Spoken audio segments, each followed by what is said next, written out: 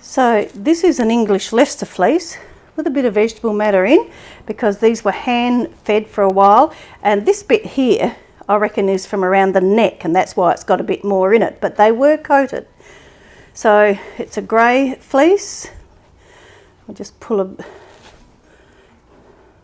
a staple out. Now this one also, I made a video before and was saying that the fleeces were about 6 years old, and we actually haven't had any coloured English Leicesters for quite a few years now. So this fleece has been sitting in my in a wool pack for about 6 years. So, but it's still perfectly right to use. We'll dye it and we'll see how it comes up. I'm not going to wash it before we dye it. I'm just going to soak it in a little bit of water. I'll break a piece off so that we can dye it. I won't dye all of it. Put it in a bag, one of those mesh bags with a broken zip, and we'll put it in there. Use my trusty old rubber band, and then I'm going to put it in this bucket. Excuse the noise. And this has got the surfactant, which is the fixative A from the earth palette. So it's got that in there, and it's also got a little bit of citric acid, because I like to make sure I've got plenty of acid in there to make sure the dye is set properly. And it's the middle of winter, so I like to make extra sure. So I'm just going to leave it in to soak at least an hour. Depending how much time, I might get back to it today to dye it, otherwise it'll be tomorrow morning. So that is just it, and we'll come back and have a look at it as I'm dyeing it. Okay, so this is our English Leicester fleece, our raw coloured English Leicester fleece, and I've opened the bag and it's just sitting on top of the bucket it was in. I'm just going to press it down and squeeze it to get out quite a lot of the water. Then I'll show you, this is how much dirt has come out overnight from that overnight soak. I didn't do anything but put it in the bucket and leave it overnight. Okay. Move that away. And we'll tip our fleece out.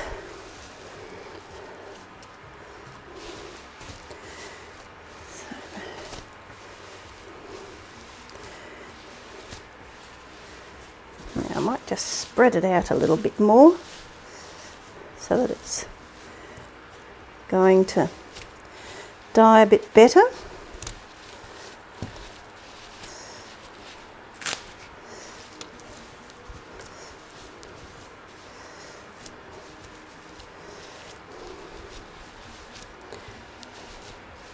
Now this time I'm going to dyes, I'm going to use, look at these, a bit of vegetable matter in here, because these were hand fed hay, it was wheaten hay. This is a piece of a wheat head from out of the hay. So, okay, so this time round I've got green, emerald green, chartreuse, blue, and pink. Yep, pink. Okay, so I'll start this end. Some of these won't make a huge difference to the colour, but they will give it a bit of a, this was a lighter green than the fleece we dyed in the previous video, which was more of a brown. This one's more of a grey. So we'll put our chartreuse on down here. Our green. Personally, I think this green will probably be the best colour come out on this when this fleece is all finished, because the green seems to give it just a really nice, it's more of a tealy green. It just gives it a nice dark jewelly sort of colour, I think. Now the blue. And I would expect the blue, because this fleece is already grey, to go more of a navy blue. and I would also expect the tips of this English Leicester fleece to dye much darker than the rest of the fleece because they're already a slightly lighter colour. And then we've got pink.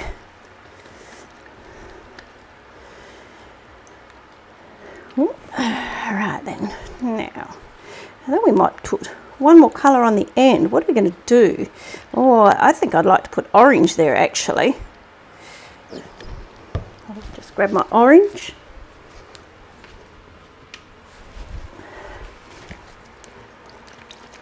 Because I think that'll be pretty cool.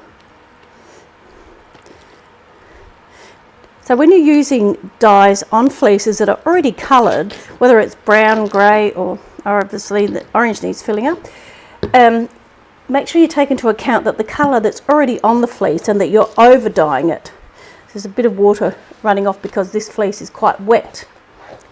Okay, we'll tuck it all in together, pack it up, and come back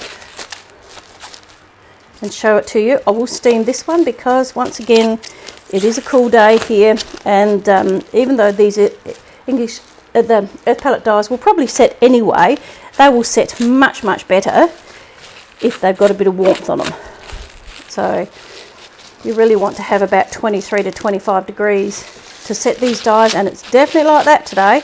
I think it was 16 when I checked. So right, so I'll put these onto steam. I'll leave them to cool down overnight, and I'll come back tomorrow and show you how they're looking. So this is our coloured English Leicester fleece that we dyed, and you will, because of the grease that's still in the fleece, there will be some loss of dye because it, whilst the dye does stick to the fleece, there is quite a little bit of, there is a bit of dye that actually sticks to the grease as well. Let's see if I can pull that up a bit. Is that better? Okay, so as you can see, there's not a lot of dye in it. Mostly dirty water, to be honest. But we'll put this in a mesh bag, put it in the spinner to spin it dry, or as dry as we can before we rinse it. But that's another nice little bit of wheat there. And then I'll come back and show it to you when I put it in the rinse water so you can see just how much dirt and stuff comes out with it. Sorry if you hear any background noise, that's the noise my tap makes when it's running. Okay, so this is our grey English Leicester fleece. As you can see, this is the top of it.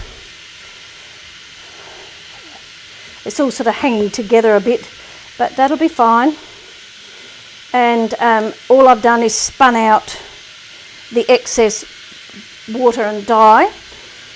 So the orange, the pink, the blue, the turquoise, and the chartreuse. So I'm going to put it back in the bag, and I'll show you when I put it in a bucket of water, of cold water with nothing else in it. It's just cold water to rinse out any excess dye and a bit of the dirt and grease. Okay, here's my bucket of water.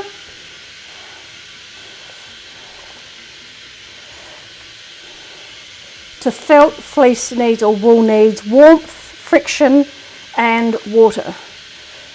So if you're keeping it just cold water, your likelihood to felt it isn't going to be quite as much. So I'm just, sorry, not friction, agitation. So I'm just going to push it down a few times. As you can see, there's not a whole lot of dye left in that, it's just dirty water. All right, so I'm just going to leave it sitting in this for, I don't know, 20 minutes or so, and then I'm going to spin it out and I'll give it a hot wash to make sure the rest of the grease is all gone, and then I'll leave it out to dry and bring it back tomorrow and show you how it looks dry. So this is our grey English Leicester fleece, and I've got it sitting in a bucket with hot water, and I've got some of the Tantec fibre scam in the bucket to wash it, and I'm just going to push it down with my little doodad a couple of times because the water's quite hot. I don't really want to stick my hands in there, and I just push it down a couple of times, let it sit there to soak for about 10 minutes or so. But there's not a huge amount of dirt in that water. Sorry, I'm trying to get the bubbles out the way. Okay, so I'll leave that for 10 minutes before I give it a rinse in clear water at the same temperature, and then I will definitely come back and show you what it looks like when it's dry.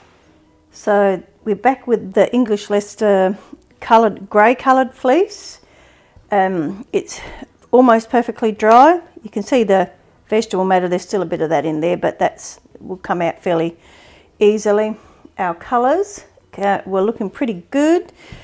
Now let me see. I'll pull out a bit here for you to see. So the grey, the orange, the pink, blue, the turquoise and the chartreuse. This one here has turned out, you can see that it's a bit different colour, like it's a bit of the pink on the end and then orange on the tips. So it's a bit of a mixture of colour. The chartreuse actually tends to make like an olive colour when you put it on grey fleece. Where's that turquoise here? That's got a bit of chartreuse on the ends. And then the blue, let me find a nice bit of blue here for you to see. Take out a bit of that.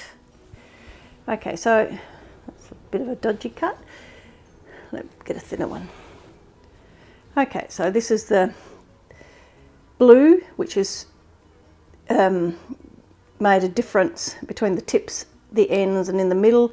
It's sort of made a bit of a variegated sort of look at it. So all in all, pretty good, very happy with that. I hope you've enjoyed watching this video. You know, I'm really hoping that people feel a bit more confident about having a go at dyeing their own fibre and yarns by making these videos.